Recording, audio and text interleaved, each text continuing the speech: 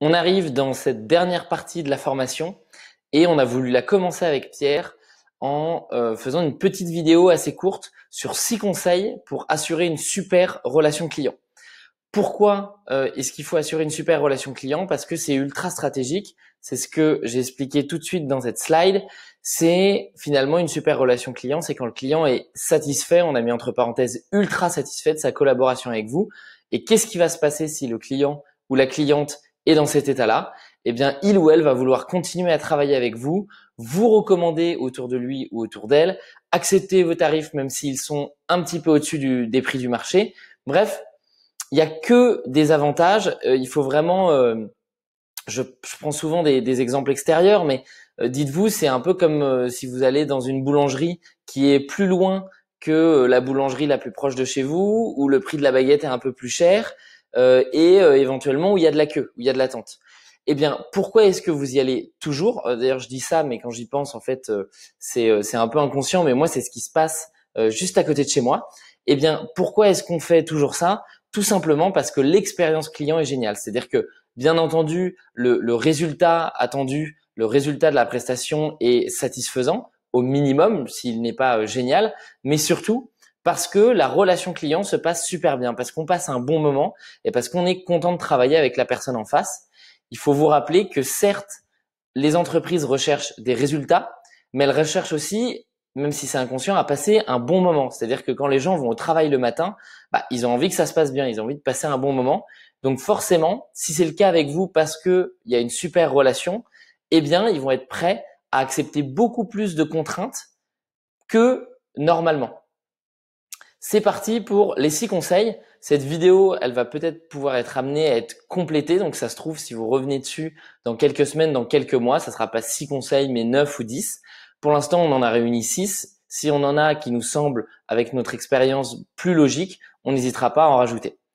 Alors, le premier conseil, c'est de faire un bon onboarding. Qu'est-ce qu'un onboarding? C'est le début de la mission quand le client ne vous connaît pas et que vous commencez la mission, ce qu'on appelle en anglais l'onboarding, qui est souvent connu pour l'onboarding dans les produits qu'on utilise en ligne. Donc, quand on se connecte et qu'on se crée un compte à tel ou tel endroit, est-ce que l'onboarding est bon? Ça, le terme vient surtout de cette utilisation-là en ligne. Alors, qu'est-ce qu'on peut faire pour faire un bon onboarding?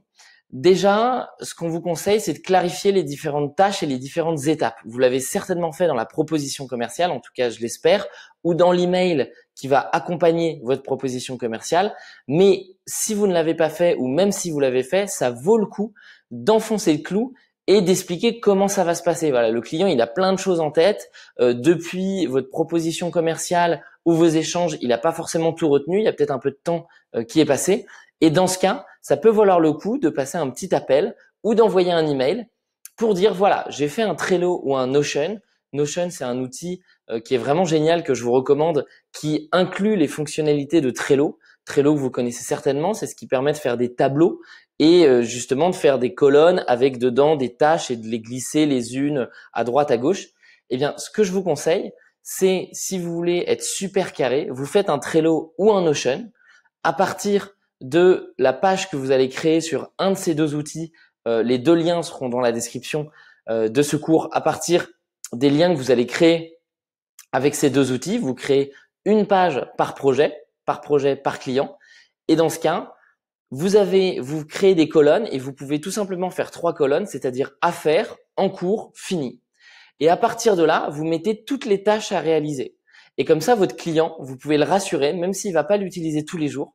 Vous pouvez lui donner un lien où vous lui dites, regardez, vous pouvez suivre l'avancement de votre projet en direct. Dès que j'ai terminé certaines tâches, je les mettrai dans fini et vous pouvez voir celles dans lesquelles je suis en cours, celles sur lesquelles je travaille en ce moment même.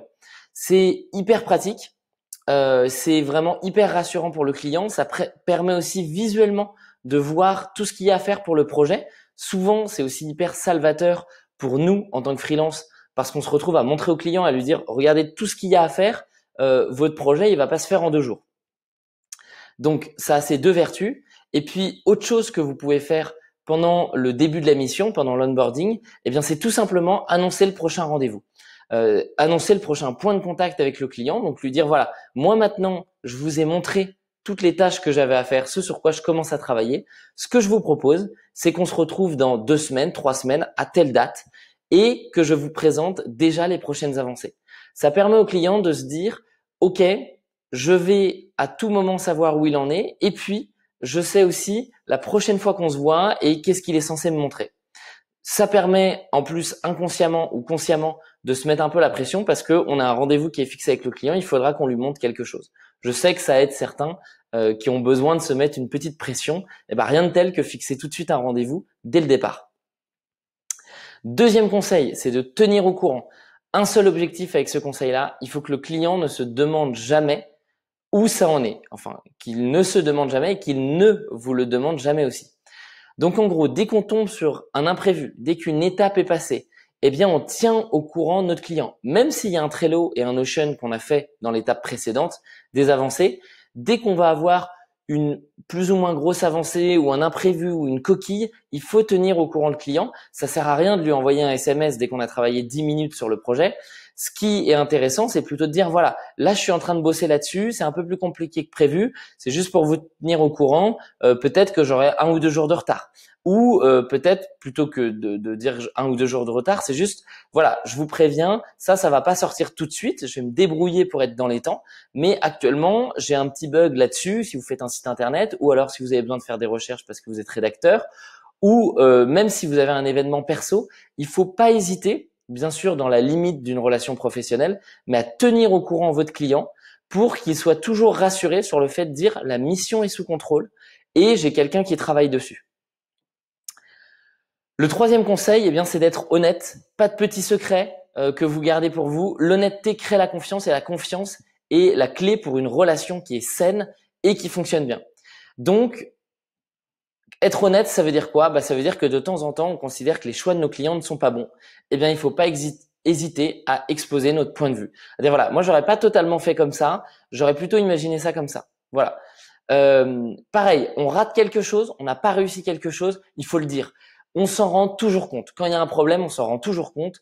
C'est comme quand on était petit et qu'on avait nos parents, on pensait que ça passerait à travers la trappe, mais en fait, ils se rendent toujours compte finalement quand il y a un problème. C'est pareil, même si là, j'ai pas envie de comparer la relation parent-enfant avec la relation client-freelance parce que c'est une relation qui est différente, mais le concept de cacher quelque chose est le même, ça ne fonctionne pas. Donc dites-le. Moi, tous les clients avec qui j'ai travaillé ont préféré quand j'étais très honnête et très transparent et que je leur ai dit, bah voilà, là, actuellement, j'ai un problème, ou au contraire, je n'apprécie pas la relation. Ça, c'est quelque chose de plus délicat, mais il faut en parler. C'est-à-dire que si vous n'appréciez pas la relation avec votre client, il vous en sera certainement reconnaissant, peut-être pas au moment où vous allez lui dire, mais ne serait-ce que quelques minutes, quelques heures ou quelques jours après, d'avoir été honnête avec lui. Et c'est comme ça que vous allez réussir à trouver une solution et finalement à dire ça se passait pas bien, qu'est-ce qu'on peut faire? Parlons-en. Et avec une bonne communication qui commence par le fait de dire et d'être honnête, eh bien finalement on arrive souvent à trouver la clé pour que ça se passe bien. Quatrième conseil, eh bien c'est de mettre en relation. Vous ne pouvez pas faire tout en tant que freelance. On peut pas tout faire tout seul et souvent nos clients ils ont besoin de plein de compétences, de plein de choses. S'ils font appel à des freelances, ça veut dire qu'ils sont ouverts, ça veut dire qu'ils sont capables s'ils sont capables de vous prendre en freelance, bien souvent ils sont capables de prendre d'autres personnes en freelance. Et là, ça vaut le coup de mettre son réseau à disposition. On oublie trop souvent que la valeur que l'on a pour notre client, ce n'est pas que la réalisation de la mission. C'est aussi de donner des conseils. J'en parlais au tout début dans les stratégies de prestation, d'essayer de toujours un peu conseiller son client. C'est de donner des conseils, c'est de donner des exemples. C'est bien sûr de réaliser son travail, mais c'est aussi de mettre en relation. Il n'y a rien de plus galère que trouver des bons freelances. Toutes les entreprises vous le diront. C'est très difficile de trouver des bons prestataires. C'est exactement comme quand on construit sa maison, bah voilà, ou quand on a un problème qu'on a envie de se faire dépanner. C'est un peu toujours la galère pour avoir le bon serrurier qui va arriver en temps et en heure et qui va réussir à nous changer notre porte sans nous escroquer. Eh ben, c'est pareil en freelance. En tout cas, les entreprises, toutes celles qu'on connaît et avec qui on a travaillé, bah, bien souvent sont super contentes. Quand je dis toutes celles avec qui on a travaillé, c'est avec Pierre. Eh bien, bien souvent, elles sont super contentes quand on leur dit, écoutez, si vous avez besoin de ça, moi, je connais quelqu'un qui peut le faire, qui est dans mon entourage, en qui j'ai confiance. Et ça a une valeur inestimable. Ça va vous permettre non seulement bah éventuellement, si vous le verrez plus tard avec les différentes sources de revenus que va vous présenter Pierre pour diversifier un peu les revenus de votre activité, ça vous permet la mise en relation, éventuellement de dégager un peu de revenus supplémentaires. Il vous expliquera, mais avec ce modèle d'apporteur d'affaires. Mais surtout, ça va être un énorme point de satisfaction pour vos clients et donc vous allez améliorer la relation avec lui. Enfin, un autre conseil, c'est d'être humain, tout simplement. Il ne faut jamais oublier qu'en face, vous n'avez pas une entreprise, vous avez un être humain. On travaille pour une entreprise, pour une entité, mais on travaille en relation avec une personne qui est humaine. On l'oublie trop souvent, ça m'arrive aussi de l'oublier. De temps en temps, ça fait du bien de se le rappeler. Cette personne-là, ça lui arrive d'avoir des problèmes. De temps en temps, elle arrive en retard. De temps en temps, elle a des problèmes familiaux. De temps en temps, elle a des problèmes à l'intérieur de l'entreprise. Que ça soit le patron, ou la responsable, que ça soit un salarié ou une salariée, ça arrive tout le temps que cette personne ait des problèmes, d'autres choses à gérer. Donc il faut vraiment être indulgent si nos clients ne sont pas parfaits. C'est normal. C'est comme nous, de temps en temps, on a des petits moments de faiblesse. Et ben voilà, il faut être capable d'être un peu indulgent et de pas avoir ce regard trop sévère par rapport à son client. Je sais que bien souvent, c'est un critère quand on est freelance de se dire ok, mon client, c'est une entreprise, elle est plus grosse que moi, elle n'arrive pas à s'organiser, c'est problématique. Justement, si tout était parfait, on n'aurait peut-être pas besoin de nous. Donc, remercions déjà le destin que tout ne soit pas parfait pour les entreprises. Puis ensuite, le client sera super reconnaissant, la personne avec qui on travaille sera super reconnaissante toujours, qu'on soit un minimum indulgent et qu'on comprenne que en face, c'est possible qu'il y ait des petits couacs, des petits problèmes. Et puis, il faut toujours se rappeler que à compétences équivalentes, et encore, j'ai presque envie de dire, même si nos compétences sont un peu plus basses, on préfère toujours travailler avec quelqu'un qu'on apprécie. C'est vraiment quelque chose qui ne fait que se vérifier depuis qu'on l'a constaté avec Pierre.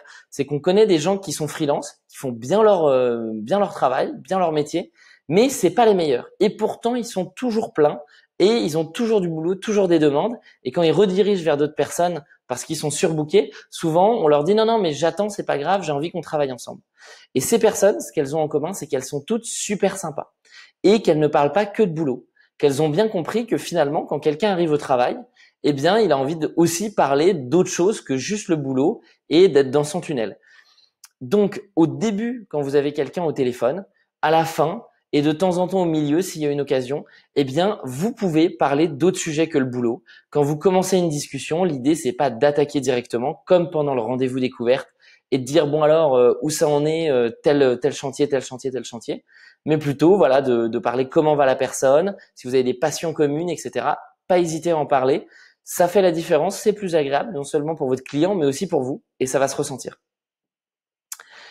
Et enfin, le dernier conseil, eh bien, c'est de faire ce qu'on appelle l'extra mile. C'est le petit pas en plus, si on a envie de traduire en français. Et donc, le petit plus, c'est souvent une bonne surprise, mais qui peut être petite et qui crée une énorme différence. C'est simple, c'est le fameux petit cadeau, le petit digestif qu'on nous donne au restaurant à la fin. Voilà, on nous offre un petit dijo. Et finalement, on se dit c'était génial. Si on trouve que c'était bien, on nous apporte un petit dijo, et on se dit finalement c'était super. Et donc c'est quelque chose qui coûte pas grand chose pour le restaurateur d'amener le petit dijo, mais qui va faire une grande différence derrière. C'est ce qui va peut-être nous faire mettre un avis en ligne, et c'est hyper important quand on sait comment ça se passe pour la restauration et la réputation en ligne. C'est quand on est freelance, le fait de faire le petit pas en plus, le fait que notre client va nous dire c'est génial, j'ai envie de retravailler avec toi, merci beaucoup, nous laisser un témoignage, un avis positif. Bref, c'est vraiment ces petites choses-là qui font la différence. Et donc, pour à chaque fois que vous faites quelque chose, dites-vous, est-ce que je peux pas rajouter un petit quelque chose qui n'était pas prévu? Et bien entendu, on le fait gratuitement, c'est-à-dire qu'on ne le facture pas. Mais c'est pas grand-chose. Vous avez quelqu'un au téléphone, le but c'était de faire donner des conseils pendant 1 heure, eh bien, restez 5 minutes en plus. Restez 5 minutes en plus, 5 ou 10 minutes si ça se passe bien, et donnez d'autres conseils. Vous avez prévu de faire un site internet, éventuellement rajouter un petit quelque chose. Je sais pas, par exemple proposer de faire la page mention légale, même si vous ne l'aviez pas évoqué avec votre client. Pareil, vous êtes traducteur, vous aviez prévu de traduire toute une partie de quelque chose. Si vous voyez un petit quelque chose en plus en relation que vous pouvez traduire qui n'était pas demandé, n'hésitez pas à le faire. Si vous savez que ça va vous prendre maximum 1 heure, c'est un investissement qui vous permet d'améliorer la relation avec votre client. Et en améliorant cette relation, vous verrez, on en parle justement dans ce module, dans ce dernier module de la formation, et je vous en parle pendant la vidéo de l'upsale. En améliorant cette relation client, eh bien, vous allez pouvoir beaucoup plus facilement vendre de nouvelles prestations à ces clients. Alors, par où est-ce qu'on commence? Eh bien, la première chose, c'est de ne pas oublier de faire le job parce que vous pouvez avoir une super relation client. Si vous ne livrez pas ce que vous avez promis, bah forcément, vous êtes très sympa, mais finalement, les résultats ne sont pas là. Donc, forcément, ça va être problématique de continuer de travailler avec vous, de vous recommander pour vos clients. Donc, première chose, bien entendu, on se concentre sur faire son job et bien faire son job. Et puis ensuite, il n'y a plus qu'à prendre tous ces conseils. Vous en appliquez certainement déjà. L'idée, c'est de repasser en revue tous les conseils et de vous dire, OK, comment est-ce que je peux améliorer pour chacun de mes clients la relation avec eux. Voilà, c'est tout pour cette vidéo pour assurer une super relation avec vos clients. Je ne vous souhaite que d'avoir des bonnes relations. Ça sera pas tout le temps le cas, mais vous pouvez en tout cas à chaque fois les améliorer. Et puis, je vous dis à très vite dans la prochaine vidéo.